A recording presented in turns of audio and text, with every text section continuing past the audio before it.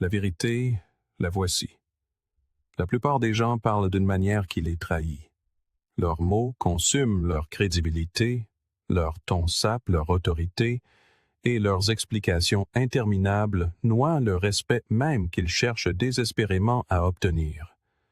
Vous êtes-vous déjà surprise à dire « je pense que »,« j'ai l'impression que »,« peut-être », et avez-vous remarqué à quel point cela vous faisait paraître insignifiant?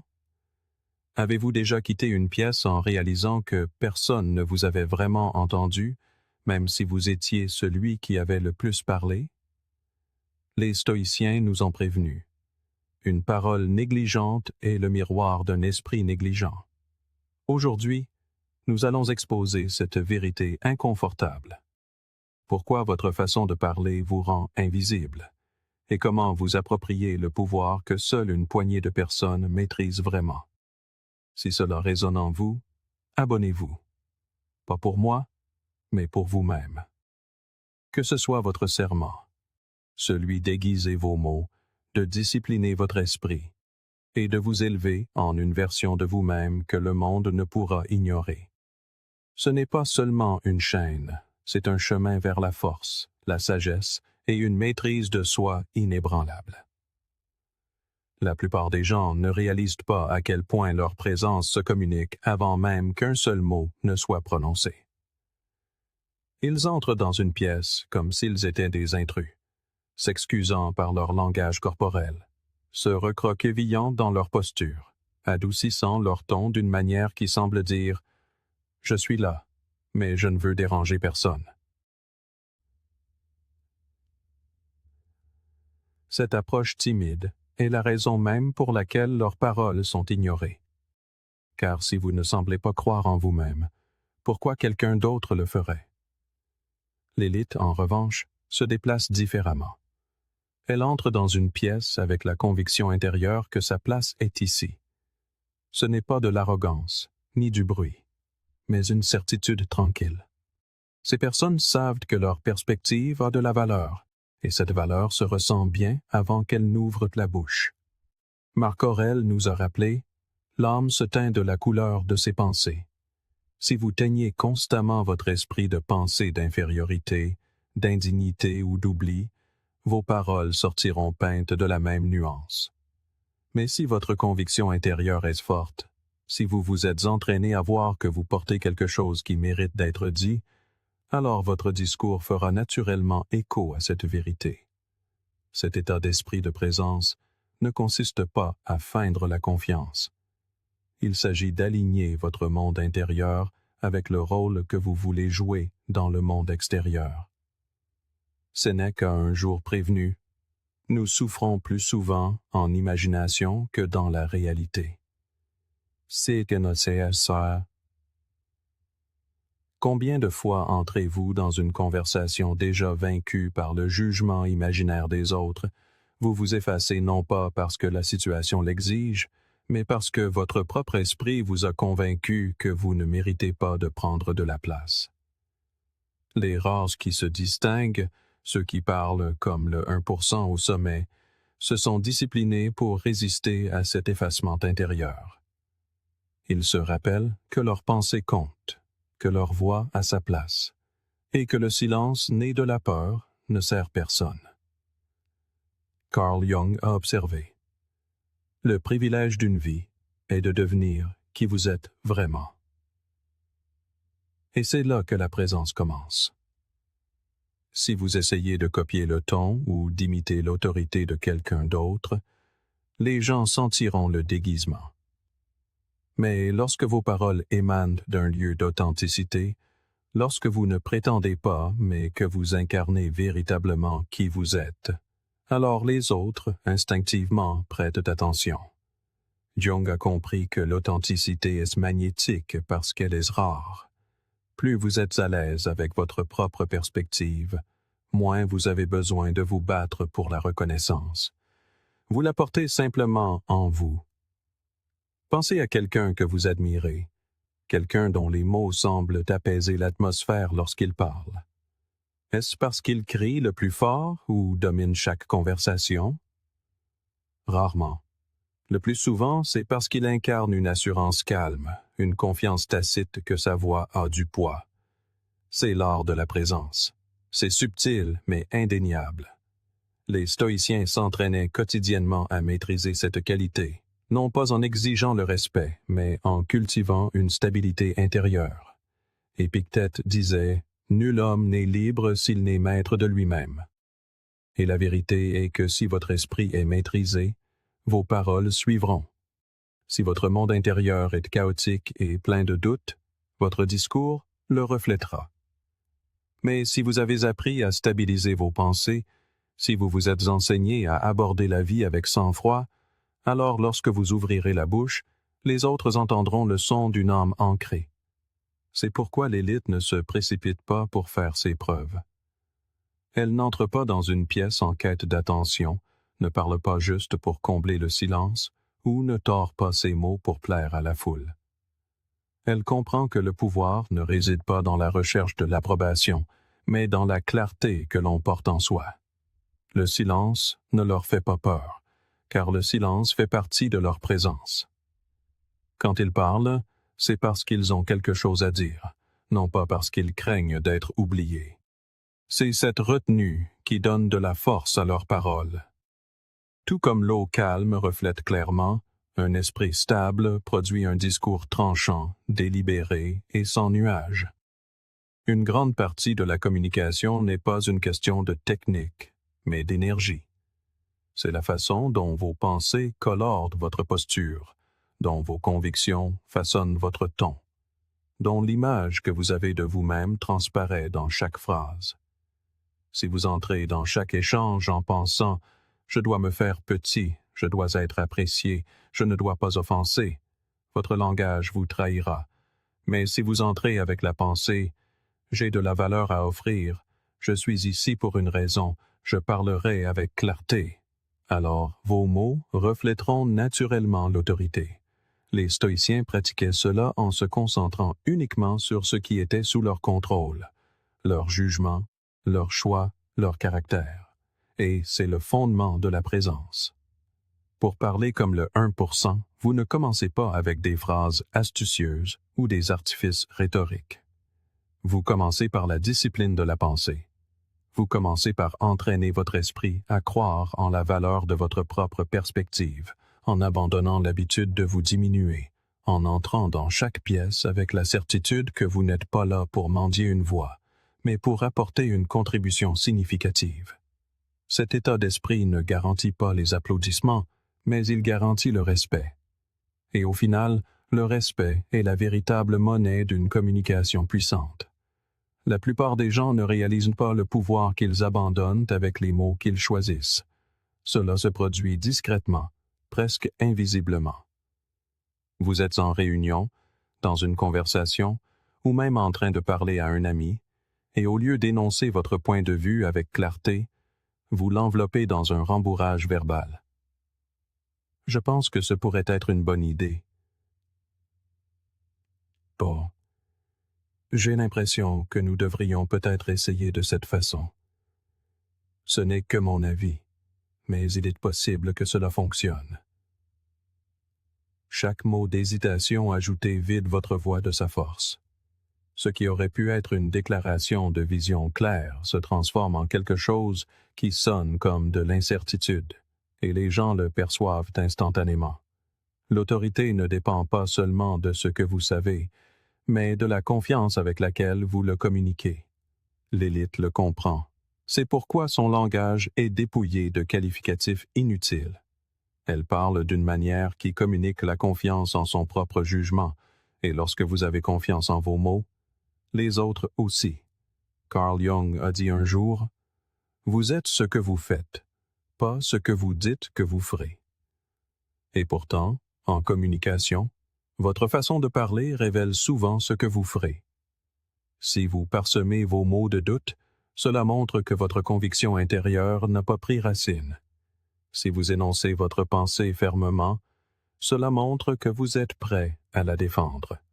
Les gens ne réagissent pas seulement au contenu de votre message, mais à l'énergie de certitude, ou à son absence.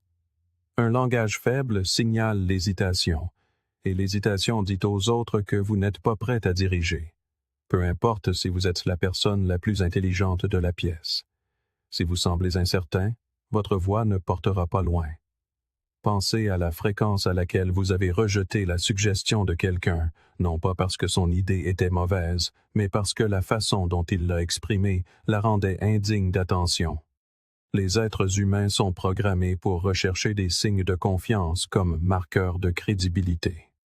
Aristote a dit « Nous sommes ce que nous faisons de manière répétée. L'excellence n'est donc pas un acte, mais une habitude. » L'habitude d'adoucir vos mots est le contraire de l'excellence. C'est une routine d'auto-sabotage. En la répétant, vous entraînez les autres à vous voir comme quelqu'un d'hésitant, même lorsque vous ne l'êtes pas. En revanche, l'habitude de parler avec clarté devient une pratique de discipline, qui remodèle non seulement la façon dont les autres vous voient, mais aussi la façon dont vous vous voyez vous-même. Il ne s'agit pas d'arrogance. C'est là que beaucoup de gens se méprennent. Parler avec certitude ne signifie pas que vous avez toujours la bonne réponse. Cela signifie que vous accordez suffisamment de valeur à votre perspective pour l'exprimer proprement, sans vous excuser. Sénèque nous a rappelé. Ce n'est pas parce que les choses sont difficiles que nous n'osons pas, c'est parce que nous n'osons pas qu'elles sont difficiles. Lorsque vous hésitez à énoncer votre vérité directement, vous rendez la communication plus difficile qu'elle ne devrait l'être. Vous compliquez l'échange avec des remplissages nerveux alors que tout ce qui était nécessaire était une voix stable et une phrase simple. Considérez à quel point il est différent d'entendre quelqu'un dire « Peut-être devrions-nous envisager de faire ce projet différemment » versus « Ce projet avancera plus vite si nous changeons notre approche ». La deuxième déclaration n'est pas seulement plus claire, elle fixe une direction, elle dit aux gens où aller. La première invite au doute, à l'hésitation et au débat. La différence ne réside pas dans l'idée elle-même, mais dans la confiance qui la sous-tend. L'élite sait que dans les moments de décision, la certitude, même imparfaite, crée un élan. Et l'élan est souvent plus précieux que la perfection. Le langage a aussi une façon de façonner notre propre psychologie. Si vous vous dites constamment « je pense que je peux » au lieu de « je le ferai », vous conditionnez votre esprit à croire que votre confiance est conditionnelle, fragile, dépendante de l'approbation des autres. Mais lorsque vous supprimez les adoucisseurs et énoncez vos intentions directement, vous commencez à recabler l'image que vous avez de vous-même. Épictète disait « Dis-toi d'abord ce que tu veux être, puis fais ce que tu as à faire. » Cela commence par les mots. Si vous vous dites que vous êtes incertain, vous agirez de manière incertaine. Si vous vous dites que vous êtes clair, vous agirez avec clarté. Votre discours n'est pas seulement une communication, c'est un entraînement pour votre identité. Il y a aussi un autre piège caché dans le langage faible, le désir d'être aimé. Beaucoup de gens utilisent des mots doux non pas parce qu'ils manquent d'idées, mais parce qu'ils craignent le jugement. Ils veulent éviter de paraître trop direct, trop ferme, trop certain, comme si la confiance elle-même pouvait offenser quelqu'un. Mais la vérité est que les gens respectent ceux qui se tiennent fermement derrière leurs mots. Ils ne sont peut-être pas toujours d'accord, mais ils écouteront. Et à long terme, le respect est bien plus précieux que l'approbation. L'approbation s'estompe, le respect perdure. Lorsque vous parlez avec force, vous risquez un désaccord temporaire, mais vous gagnez une crédibilité durable. Alors, comment échapper à ce piège? Commencez par remarquer les mots que vous utilisez dans vos conversations quotidiennes. Surprenez-vous lorsque vous dites « je pense que » ou « j'ai l'impression que ». Demandez-vous si la phrase aurait encore du sens sans eux. Dans la plupart des cas, c'est le cas, et elle sonne mieux. Entraînez-vous à remplacer peut-être que nous pourrions par nous devrions. Remplacer il est possible que cela fonctionne par cela fonctionnera. Au début, cela peut sembler inconfortable, comme si vous vous avanciez avec trop d'audace, mais avec le temps, vous verrez à quel point les gens réagissent différemment. Vous remarquerez que vos mots portent plus loin et que votre présence gagne en poids sans que vous n'éleviez le volume.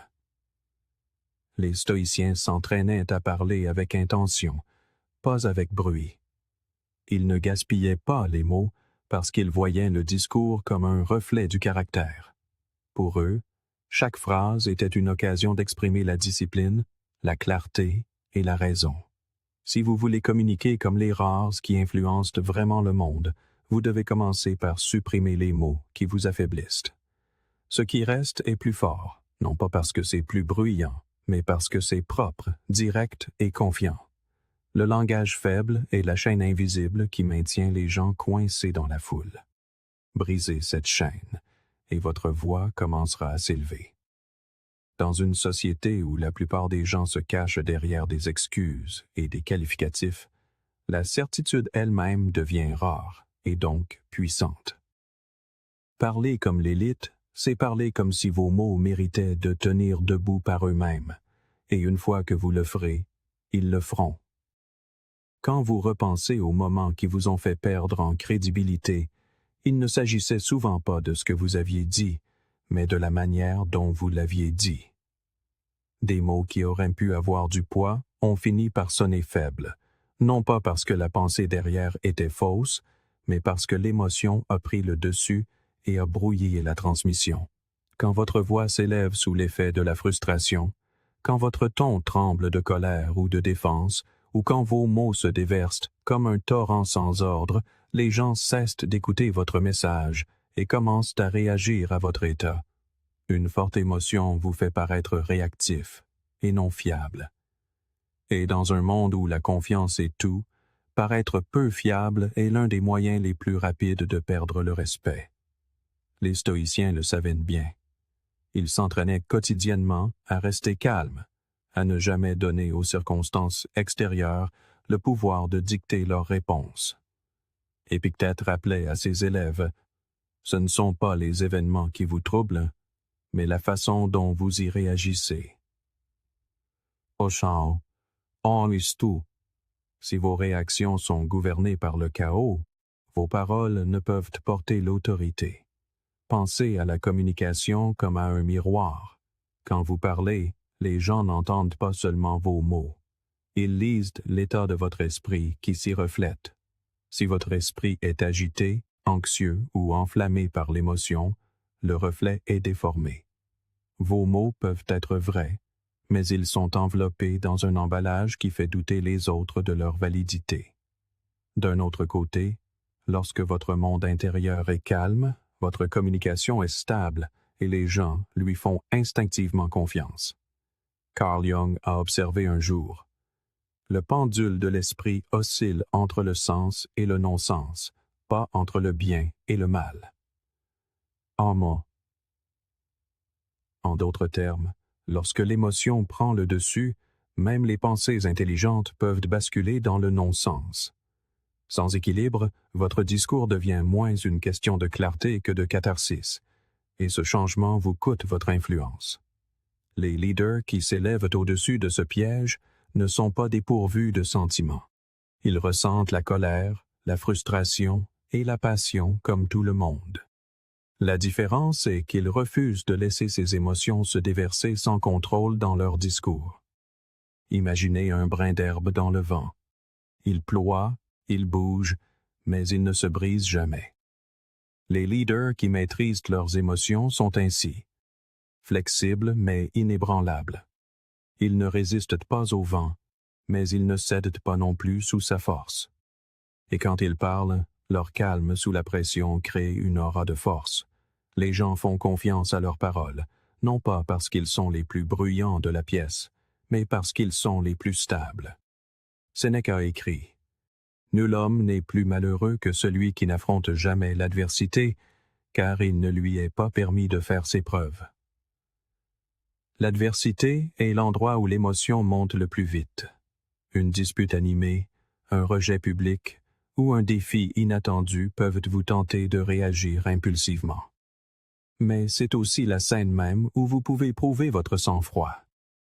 Chaque fois que vous choisissez des mots mesurés au lieu d'explosions émotionnelles, vous construisez votre crédibilité.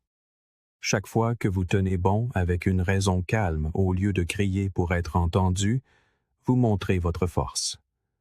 La fiabilité ne se construit pas dans les moments de confort. Elle se forge lorsque l'émotion aurait pu prendre le contrôle, mais ne l'a pas fait. Pensez à la façon dont les gens réagissent différemment face à deux leaders en crise. L'un élève la voix, blâme les autres et laisse la frustration guider chaque mot. L'autre baisse le ton, pose des questions et identifie calmement la voie à suivre. Qui inspire confiance? Qui voulez-vous suivre? Le choix est évident. Les mots prononcés avec logique, clarté et maîtrise de soi ont du poids parce qu'ils sont rares.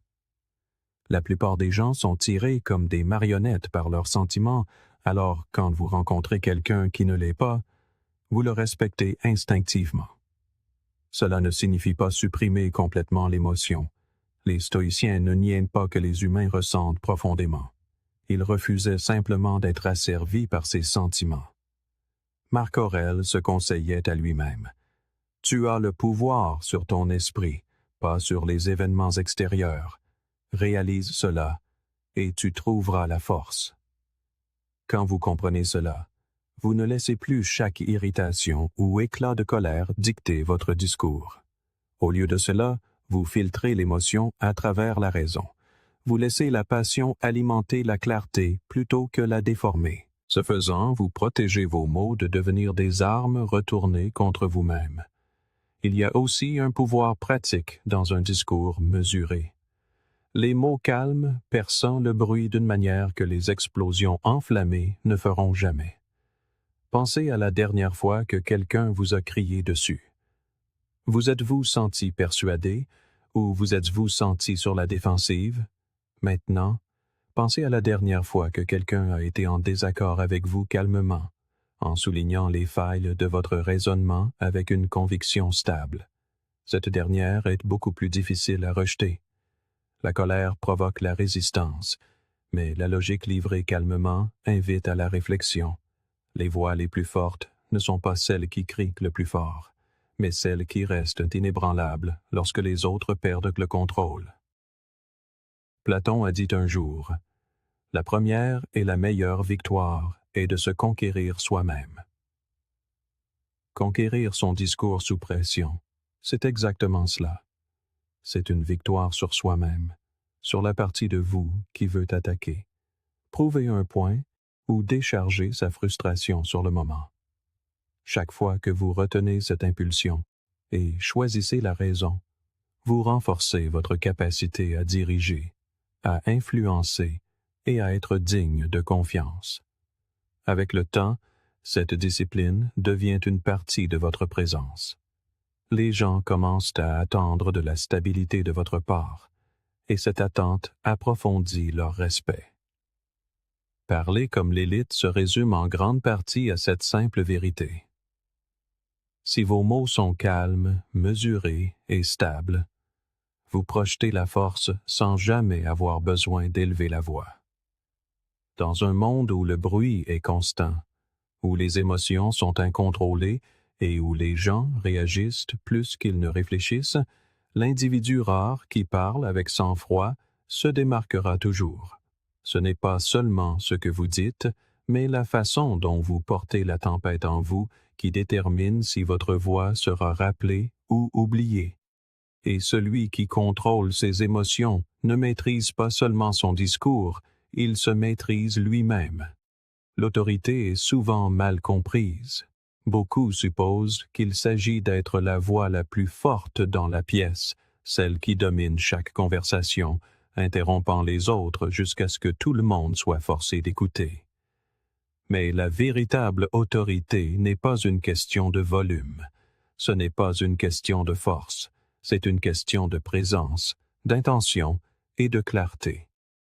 C'est la différence entre celui qui parle pour combler le silence et celui qui parle d'une manière qui incite les autres à s'arrêter et à écouter. Quand vos mots ont du poids, les gens se penchent pour écouter. Quand ils en manquent, les gens s'éloignent. Chaque conversation est une scène où vous renforcez ou diminuez votre autorité, et l'élite le sait mieux que quiconque. Elle ne s'aventure jamais dans une discussion sans un but précis. Elle sait pourquoi elle est là, ce qu'elle veut accomplir, et comment façonner ses mots pour qu'ils atterrissent avec précision. Pensez à ce que l'on ressent face à l'autorité en action. Ce n'est pas un flot incessant de mots ou un discours surchargé de détails. C'est le coup sec de quelques phrases délibérées qui percent le bruit. Les stoïciens comprenaient ce principe. Sénèque a écrit un jour « Si tu veux être aimé, aime ». Son propos était simple. Si vous voulez de l'influence, vivez d'une manière qui l'incarne. Il en va de même pour l'autorité dans le discours. Si vous voulez que vos mots comptent, ils doivent être prononcés comme s'ils comptaient déjà. Cela signifie pas de divagation, pas de phrases qui s'éteignent, pas d'excuses avant d'exposer votre point de vue. Au moment où vous doutez ou surexpliquez, le poids de vos mots commence à s'évaporer. L'autorité ne réside pas seulement dans ce que vous promettez, mais dans la manière dont vous le livrez. Si votre ton montre la conviction, si votre choix de mots montre la clarté, les gens ressentent votre sérieux avant même d'analyser votre argument. L'autorité est l'expression vécue de la certitude. C'est lorsque votre conviction intérieure est si stable que vos mots extérieurs sortent comme de l'acier, directs, fermes et ancrés. L'élite n'a pas besoin de crier, car son ton porte déjà cet acier. Une autre marque d'autorité est le respect du temps, le vôtre et celui des autres. Les leaders ne gaspillent pas les mots parce qu'ils ne gaspillent pas les minutes. Ils reconnaissent que chaque échange a un coût, et ils affûtent donc leur discours comme une lame. Pensez à une lame. Elle n'essaie pas de tout couvrir. Elle tranche précisément là où il le faut. Telle est la nature de l'autorité. Un mot juste, prononcé au bon moment, a bien plus d'influence que 10 minutes d'explications confuses. Mais l'autorité n'est pas seulement une question d'efficacité, c'est aussi une question de direction. Lorsque vous entrez dans une pièce sans une intention claire, vous vous laissez à la merci des desseins d'autrui. Vous finissez par réagir, par ajouter des commentaires vides de sens ou par vous égarer dans des digressions. L'élite évite cela, car elle prépare son esprit avant de parler. Elle se demande: quel résultat est-ce que je cherche à obtenir de cette conversation? Cette question façonne sa manière de communiquer. Si le but est la clarté, elle parle pour clarifier. Si le but est la décision, elle parle pour décider. C'est pourquoi ces mots portent. Ils sont guidés par l'intention. Sans intention, l'autorité ne peut exister. Si vous voulez que les autres fassent confiance à vos paroles, vous devez d'abord discipliner les pensées qui les sous-tendent. L'autorité grandit dans le terreau de la maîtrise de soi. Une personne incapable de diriger son propre esprit ne peut s'attendre à ce que les autres suivent ses directives. C'est pourquoi les personnes constamment dispersées, anxieuses ou incertaines peinent à projeter de l'autorité. Leur chaos intérieur transparaît dans leur discours, rendant chaque phrase instable. Mais la personne qui a maîtrisé son esprit parle avec une certitude calme et sous-jacente que les autres peuvent ressentir. Il y a aussi quelque chose de magnétique chez celui qui parle peu, mais dont les mots pèsent lourd. Lorsqu'une personne dotée d'une véritable autorité parle, le silence suit ses paroles. Non pas parce qu'elle l'a exigé, mais parce que les gens sentent instinctivement que quelque chose de précieux a été dit. Comparez cela à quelqu'un qui sature l'espace de commentaires sans fin. Finalement, les gens décrochent. Le poids de l'autorité ne réside pas dans la quantité de mots, mais dans la profondeur avec laquelle ils sont ressentis. Et moins vous utilisez de mots, plus ils sont délibérés, plus leur impact est profond. Jung a observé que les gens projettent leurs propres incertitudes sur les autres. Si vous paraissez incertain, ceux qui vous écoutent projetteront le doute sur vos paroles. Si vous paraissez clair, ils projetteront la confiance. L'autorité n'est donc pas seulement ce que l'on porte en soi, mais aussi ce que l'on communique à l'extérieur. Votre langage corporel, votre ton, votre posture, tout cela encadre vos mots avant même qu'ils ne soient prononcés. L'autorité se manifeste lorsque vous vous tenez droit, regardez droit devant vous et parlez directement. Lorsque vous paraissez stable, les gens supposent que vos paroles le sont aussi. En fin de compte, le poids de l'autorité ne se trouve pas dans le bruit. Il se trouve dans la clarté. Il n'est pas dans la force, mais dans le sang-froid. Il réside dans la manière de trancher dans une conversation avec précision, laissant derrière soi quelque chose de mémorable et d'utile, plutôt que des échos dispersés. Parler comme l'élite, c'est traiter chaque mot comme s'il comptait, parce que c'est le cas. Chaque phrase est une empreinte, chaque expression une chance d'approfondir le respect ou de l'affaiblir. L'autorité ne se gagne pas en exigeant l'attention, mais en incarnant une clarté et une maîtrise de soi telle que l'attention est offerte librement. Et une fois que vous aurez compris cela, vous ne gaspillerez plus jamais vos mots, car vous connaîtrez le véritable poids qu'ils portent. La plupart des gens croient que pour paraître puissant, il faut toujours avoir les réponses à portée de main, comme si l'autorité venait du fait de ne jamais être prise au dépourvu. Mais la vérité est très différente. La véritable autorité, celle qui impose le respect dans n'importe quelle assemblée, ne se construit pas en prétendant tout savoir. Elle se construit sur la capacité à diriger l'attention, à affiner la concentration et à guider les esprits vers la clarté. C'est pourquoi l'élite ne gaspille pas d'énergie à impressionner avec des réponses sans fin.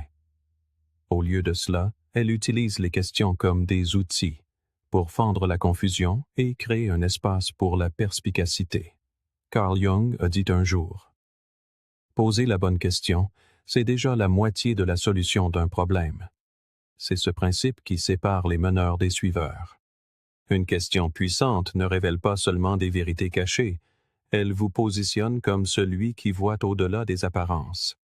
Pensez à la fréquence à laquelle les gens se rabattent sur des questions superficielles qui n'ajoutent rien à la conversation. Comment ça va? Ou tout va bien? Ce sont des formules polies mais vides, qui produisent des réponses tout aussi vides.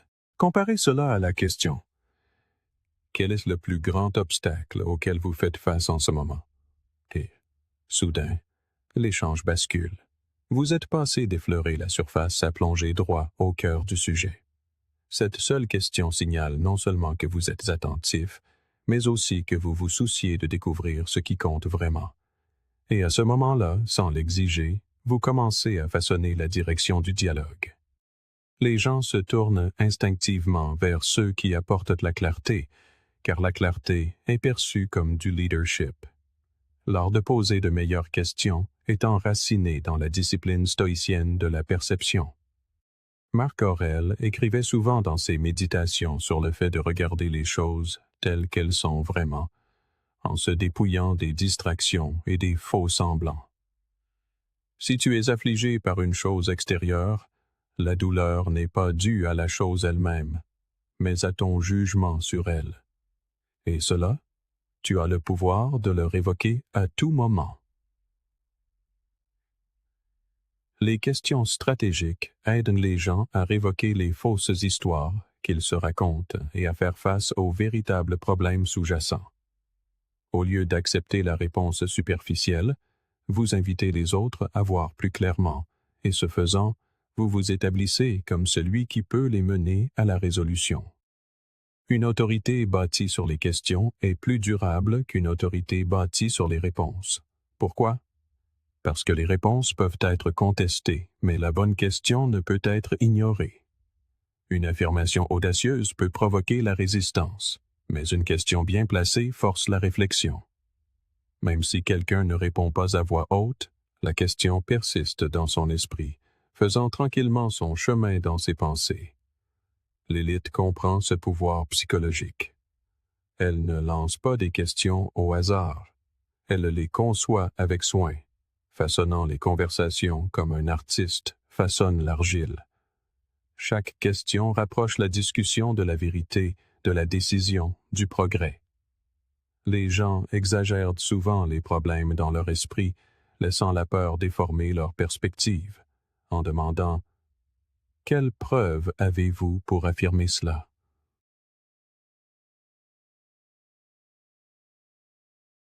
ou « Quelles données soutiennent cette idée ?» Vous aidez à dissiper le brouillard de l'émotion et à ramener la personne à la logique. À ce moment-là, vous ne guidez pas seulement la conversation, vous l'ancrez dans la réalité. Et ancrer les autres dans la réalité est l'un des signes les plus sûrs de l'autorité. Ce qui rend cette pratique encore plus puissante, c'est qu'elle n'exige pas que vous soyez la personne la plus intelligente de la pièce. Elle exige que vous écoutiez, que vous observiez et que vous sachiez frapper au cœur d'un problème avec précision. Platon a dit « Un homme sage parle parce qu'il a quelque chose à dire, un sot parce qu'il doit dire quelque chose. » Poser des questions fortes vous protège du piège de parler juste pour combler le silence. Au lieu d'encombrer une discussion avec plus de mots, vous ouvrez un espace pour que les autres révèlent des vérités qu'ils n'avaient même pas envisagées. Ce faisant, vous devenez celui qui change la trajectoire de la conversation sans avoir besoin de la dominer. Le questionnement stratégique est aussi un moyen de construire la confiance. Lorsque vous posez les bonnes questions, les gens se sentent vus. Ils reconnaissent que vous ne les survolez pas avec des réponses toutes faites, mais que vous essayez réellement de comprendre le cœur de leurs problèmes ou de leurs perspectives. Cela vous fait gagner quelque chose de plus précieux que l'attention. Cela vous fait gagner le respect. Et une fois que le respect est accordé, l'influence suit naturellement. Les meilleurs leaders savent que les gens ne suivent pas parce qu'on leur dit de le faire, mais parce qu'ils croient que le leader voit quelque chose qu'ils ne voient pas. Les questions sont le pont vers cette croyance. Cette compétence n'apparaît pas du jour au lendemain. Elle demande de la pratique. Elle exige de résister à l'envie de se précipiter avec son opinion et de faire une pause pour formuler la bonne question. Elle exige que vous pensiez non seulement à ce qui doit être résolu, mais aussi à la manière dont l'autre personne le percevra. Aristote a dit un jour, « C'est la marque d'un esprit cultivé que de pouvoir accueillir une pensée sans l'accepter. » Les grandes questions invitent à la pensée sans forcer les conclusions, laissant place à la réflexion et à la discussion. C'est ainsi que naît un véritable dialogue, et c'est dans le dialogue authentique que l'autorité s'épanouit. Alors, la prochaine fois que vous serez dans une réunion, une négociation, ou même une conversation personnelle, souvenez-vous de cette vérité. Vous n'avez pas besoin de tout savoir. Vous n'avez pas besoin de porter le fardeau d'avoir toujours la réponse parfaite. Ce dont vous avez besoin, c'est de la capacité à guider les autres vers la clarté avec des questions bien placées. Dès que vous le ferez, vous passerez de quelqu'un qui essaie de faire ses preuves à quelqu'un vers qui les autres se tournent naturellement pour obtenir une direction. C'est ainsi que l'élite utilise les mots, non pas pour étaler ses connaissances, mais pour révéler ce que les autres ne savaient même pas qu'ils avaient besoin de voir. Et une fois que vous maîtriserez cela, vous constaterez que les gens commencent à suivre votre direction, non pas parce que vous les y forcez, mais parce que vos questions ont illuminé le chemin à suivre. La plupart des gens ne réalisent pas à quelle vitesse leurs mots perdent de leur valeur lorsqu'ils refusent de s'arrêter de parler. Ils croient qu'en ajoutant plus de détails, en se répétant ou en adoucissant leur message, ils paraîtront plus convaincants. En réalité, c'est le contraire qui se produit. Plus vous tournez autour du pot, plus votre propos s'affaiblit. La confiance dans le discours ne vient pas de l'inondation de l'espace avec des mots. Elle vient du fait de savoir quand s'arrêter. Une seule affirmation, livrée avec clarté et retenue, a souvent plus de poids qu'une longue explication. Tout comme un avion doit finir par atterrir, vos mots doivent parvenir à une conclusion. Si vous continuez à tourner en rond, l'auditeur s'impatiente et l'impact de votre message s'évapore. La discipline de la retenue est ce qui sépare les communicateurs ordinaires des rares dont la voix porte une véritable autorité. La retenue ne signifie pas la froideur ou la distance. Elle signifie valoriser la force du silence autant que la force de la parole. La confiance donne de l'espace aux mots pour respirer. Elle donne à l'auditeur le temps de réfléchir, d'absorber et de considérer. Sénèque a écrit un jour: « C'est la qualité qui compte, et non la quantité. » Cela s'applique non seulement à la vie, mais directement à la communication. Ceux qui manquent de confiance enterrent leurs pensées sous des couches infinies de justifications. Ceux qui sont sûrs d'eux-mêmes sont convaincus que quelques mots clairs suffisent, et les autres respectent instinctivement cela. Lorsque vous dites quelque chose une seule fois, fermement et sans excès, vous donnez de la gravité à vos paroles. Carl Jung croyait que, dans tout chaos, il y a un cosmos. Dans tout désordre, un ordre secret. Le même principe s'applique à notre façon de parler. Le verbiage est une forme de chaos verbal. Il suggère que vos pensées sont dispersées, que vous êtes encore à la recherche d'un ordre. Mais lorsque vous parlez avec retenue, en éliminant le bruit, vous révélez la structure cachée de votre pensée. Les gens commencent à sentir que vous êtes quelqu'un qui a déjà fait le travail de clarification en lui-même. Cette impression crée la confiance, et la confiance est le fondement de l'influence. La discipline de la retenue ne consiste donc pas à retenir la vérité, mais à la livrer avec précision et un contrôle calme. Pensez à la dernière fois que vous avez écouté quelqu'un qui ne cessait de se répéter. Il tournait en rond sur le même point, changeant peut-être les mots, mais n'ajoutant jamais de nouveaux sens. Au début, vous avez peut-être écouté attentivement, mais bientôt la fatigue s'est installée. Le message a perdu de sa force et sa crédibilité avec. Comparez cela à quelqu'un qui a parlé une fois, directement, puis a laissé le silence porter le poids de ses mots. Lequel vous a marqué? Lequel semblait le plus certain? C'est pourquoi les grands leaders et penseurs à travers l'histoire ont choisi leurs mots avec soin et les ont livrés avec parcimonie. L'autorité n'est jamais dans l'excès. Elle est dans la précision. Aristote a dit un jour: « Plus on en sait, plus on se rend compte qu'on ne sait rien. » Les sages comprennent que leur rôle n'est pas d'accabler les autres avec tout ce qu'ils pourraient dire, mais de se concentrer sur ce qui compte vraiment sur le moment. Trop de mots révèlent souvent une insécurité, un besoin caché d'être validé ou une peur d'être mal compris. Mais la clarté n'a pas besoin de validation. Elle exige du courage. Le courage de s'en tenir à sa déclaration sans ajouter de filet de sécurité. Le courage de croire que le sens est assez fort, sans répétition constante. La discipline de la retenue est, au fond, le courage de laisser ces mots se suffire à eux-mêmes. Il y a aussi un rythme dans la communication efficace que la retenue protège. Imaginez un musicien qui ne laisserait jamais de pause entre les notes. La mélodie s'effondrerait sous le poids d'un son constant. Ce sont les espaces entre les notes qui donnent à la musique sa forme et son sens. Il en va de même pour la parole. Trop d'explications, trop de justifications dépouillent votre message de son rythme.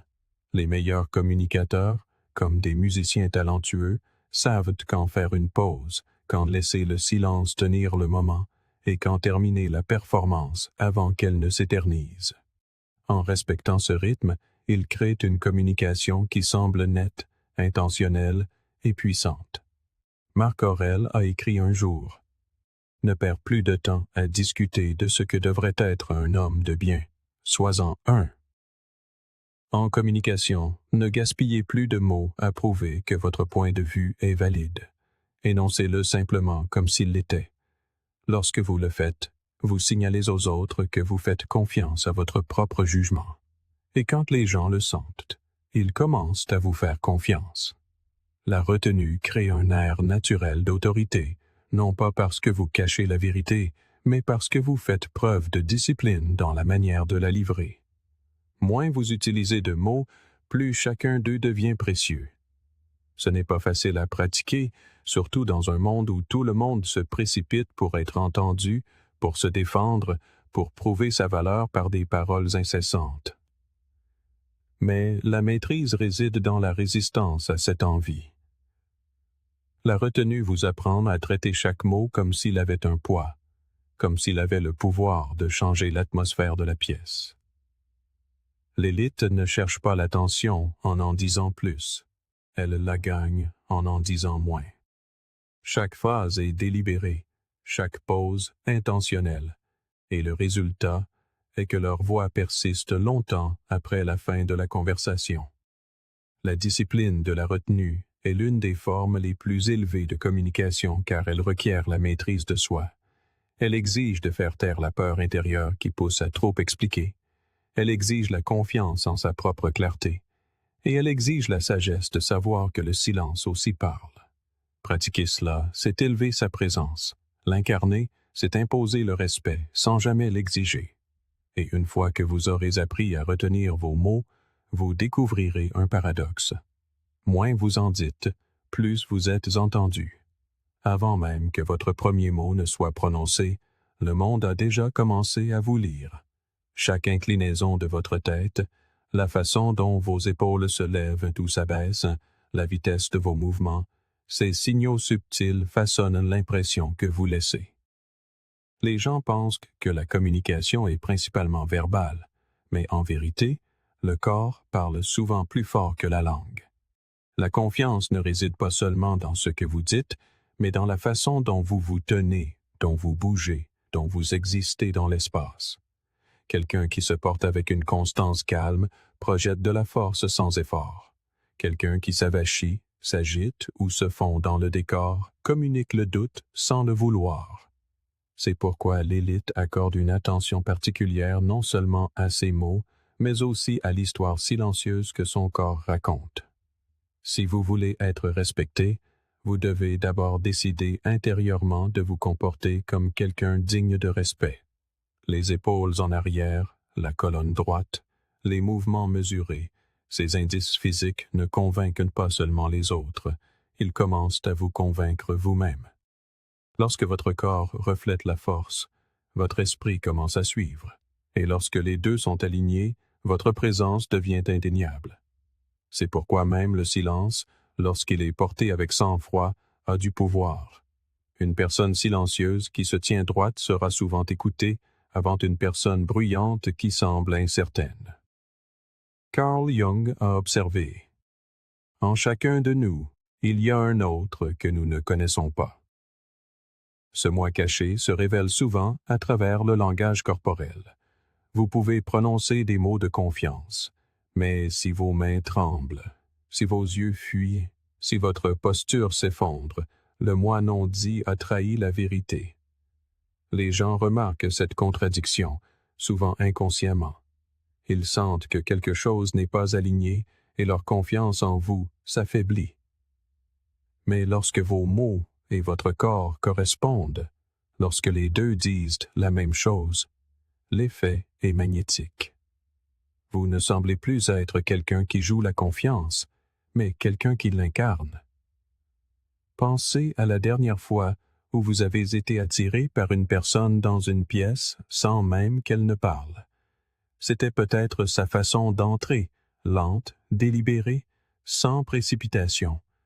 C'était peut-être sa façon d'occuper pleinement son siège, sans se recroqueviller, comme pour s'excuser de prendre de la place. C'est la voix silencieuse à l'œuvre. Les vrais leaders n'ont souvent pas besoin d'affirmer leur autorité bruyamment, car leur posture, leur immobilité, leur contact visuel donnent déjà le ton. La présence vient d'abord du corps, puis de la bouche. Et ce qui est remarquable, c'est que cela peut s'apprendre. Sénèque a écrit un jour: « Nous nous plaignons toujours que nos jours sont peu nombreux, et nous agissons comme s'ils n'avaient pas de fin. » En communication, beaucoup agissent comme s'ils avaient un temps illimité pour faire impression. Alors, ils le gaspillent, ils s'agitent, ils traînent des pieds, ils détournent le regard. Mais à chaque seconde, les autres tirent des conclusions. Votre corps est un messager constant, et chaque geste renforce ou érode l'impression d'autorité. Traiter ces moments comme précieux vous force à être intentionnel, à agir comme si chaque mouvement, chaque regard faisait partie de votre message. C'est pourquoi l'élite contrôle non seulement ses mots, mais aussi sa présence. Elle ne laisse pas des habitudes nerveuses disperser l'attention. Elle ne se laisse pas trahir par l'agitation. Au lieu de cela, elle utilise l'immobilité comme une forme de force. Une main stable posée calmement sur la table communique souvent plus que des mains agitées sans fin. Quelques gestes délibérés ont plus de force qu'une centaine de gestes frénétiques. L'autorité dans le langage corporel ne vient pas du fait d'en faire plus, mais d'en faire moins, avec une plus grande intention. Tout comme la discipline de la retenue donne du pouvoir aux mots, la retenue dans le mouvement donne du pouvoir à la présence. Ayez confiance en la façon dont vous vous portez. Laissez votre corps refléter la stabilité que vous voulez que les autres ressentent dans vos paroles. Cela ne signifie pas la raideur. La véritable autorité n'est pas rigide, elle est détendue, équilibrée, naturelle. Ce n'est pas la posture figée de quelqu'un qui en fait trop, mais l'aisance sereine de quelqu'un qui se fait confiance. Cette aisance invite les autres à vous faire confiance également. La voix silencieuse du langage corporel est toujours active, que vous en soyez conscient ou non. Les gens la lisent constamment, y répondent constamment, bien avant que vous n'ayez eu la chance de vous expliquer. La question n'est donc pas de savoir si votre corps communique. Il le fait toujours. La question est de savoir s'il communique la force ou la faiblesse, la certitude ou le doute, la présence ou l'absence. L'élite choisit de maîtriser cette voix au lieu de la laisser au hasard. Elle sait qu'une fois que votre corps s'aligne avec vos mots, vous n'avez plus besoin de forcer l'autorité. Vous la portez simplement, et tout le monde la ressente. Votre voix est le pont entre votre monde intérieur et le monde extérieur. Avant que les gens ne puissent juger vos intentions, avant qu'ils ne puissent mesurer vos idées, ils font l'expérience de votre voix. Si elle tremble, s'évanouit ou se réduit à un murmure, ils perçoivent de l'hésitation, même si vos mots sont solides. Si elle s'élève avec une force inutile, ils perçoivent une attitude défensive, même si vous avez raison. Mais lorsque votre voix porte la clarté, ferme mais non tendue, stable mais non froide, elle signale la conviction. Elle dit aux autres que vous croyez ce que vous dites et que vous le soutenez. Et les gens font confiance à une voix qui semble se faire confiance. Cette confiance n'arrive pas par hasard. Elle vient de la discipline, de la pratique, du façonnage de votre voix avec le même soin que vous accorderiez à n'importe quel autre instrument. Pensez à la façon dont un musicien apprend à maîtriser son instrument. Il ne commence pas par des performances bruyantes.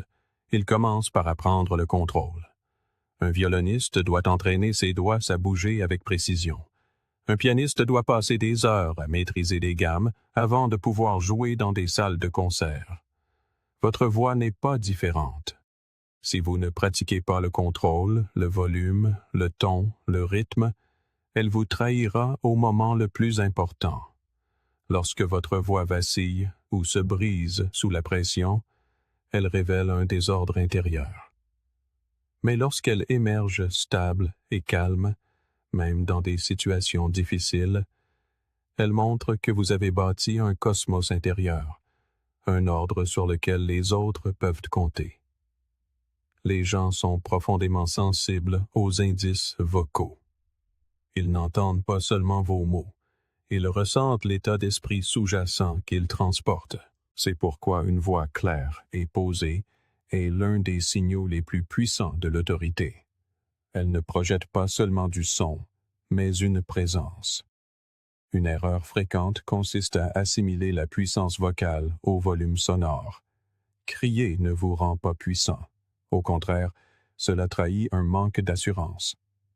La véritable autorité vocale réside dans la résonance, non dans la force.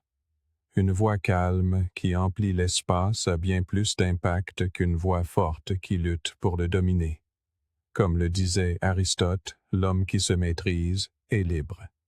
Et cette liberté inclut celle de ne pas céder à l'envie de forcer sa voix, de surcompenser. Une fois libérée de cette pulsion, votre voix devient naturelle, puissante et persuasive. Mais la puissance vocale n'est pas réservée au discours ou au contexte formel. Elle façonne nos conversations de tous les jours. Imaginez deux personnes donnant la même instruction. La première le fait à voix basse, d'un ton hésitant, s'excusant presque d'exister. La seconde prononce les mêmes mots avec une assurance tranquille, projetant la certitude. Qui suivez-vous? Qui respectez-vous? Ce n'est pas le contenu qui change, c'est la manière de le transmettre. L'être humain est programmé pour faire confiance aux voix qui respirent la certitude. En cultivant votre puissance vocale, vous ne changez pas seulement la façon dont on vous entend, vous changez la façon dont on vous perçoit. Cette culture de la voix demande de la patience. Tout comme le renforcement du corps, celui de la voix est une pratique quotidienne. Cela signifie prendre conscience des moments où votre voix s'éteint en un murmure, où vous précipitez vos mots, où vous laissez le trac rétrécir votre ton. Cela signifie s'exercer à ralentir, à respirer et à laisser ces mots porter tout leur poids. La puissance vocale a aussi une dimension émotionnelle. Les gens ne se souviennent pas seulement de ce qui a été dit, mais de ce que cela leur a fait ressentir. Une voix puissante, stable et claire peut apaiser la peur, inspirer le courage ou instaurer la confiance. L'histoire se souvient des grands leaders non seulement pour leurs idées, mais pour la façon dont leur voix les a portés jusqu'au cœur des gens. Les mots sont des idées, mais la voix leur insuffle la vie. Sans cette vie, même la plus grande idée reste lettre morte. Avec elle, les vérités les plus simples peuvent soulever des montagnes. Platon disait « Le commencement est la partie la plus importante de l'œuvre. » Chaque fois que vous parlez, votre voix est ce commencement. Elle pose le cadre de tout ce qui suit. Si vous commencez avec hésitation, vous passez le reste de la conversation à gravir une pente, essayant de regagner du terrain. Mais si vous commencez avec clarté, vous donnez le ton immédiatement, et les gens sont bien plus enclins à vous suivre là où vous les menez. Voilà pourquoi la puissance vocale n'est pas une option pour ceux qui veulent inspirer le respect. Elle est essentielle. En fin de compte, votre voix est plus qu'un son. C'est la preuve extérieure de votre stabilité intérieure. L'élite le comprend bien. C'est pourquoi elle traite sa voix avec la même discipline que ses pensées et ses actions. Avec le temps, en l'affinant, votre voix devient plus qu'un simple discours. Elle devient une présence. Les gens ne se contenteront plus de vous entendre. Ils vous ressentiront. Et c'est là la marque de ceux qui ne se contentent pas de participer au bruit du monde, mais qui s'élèvent au-dessus, parlant avec cette clarté et cette force rare que seule une infime élite parvient à maîtriser. La puissance ne réside pas dans le bruit de mots interminables, mais dans la clarté, la présence et la discipline qui donnent du poids à chaque mot. La façon dont vous parlez façonne la manière dont le monde vous répond, et lorsque votre voix porte avec force, les autres ne peuvent s'empêcher d'écouter. Rappelez-vous, la maîtrise commence à l'intérieur, et vos paroles sont la preuve de cette maîtrise intérieure. Regardez l'une des vidéos suggérées sur votre écran pour continuer à affûter cette compétence. Et merci de suivre le journal stoïcien.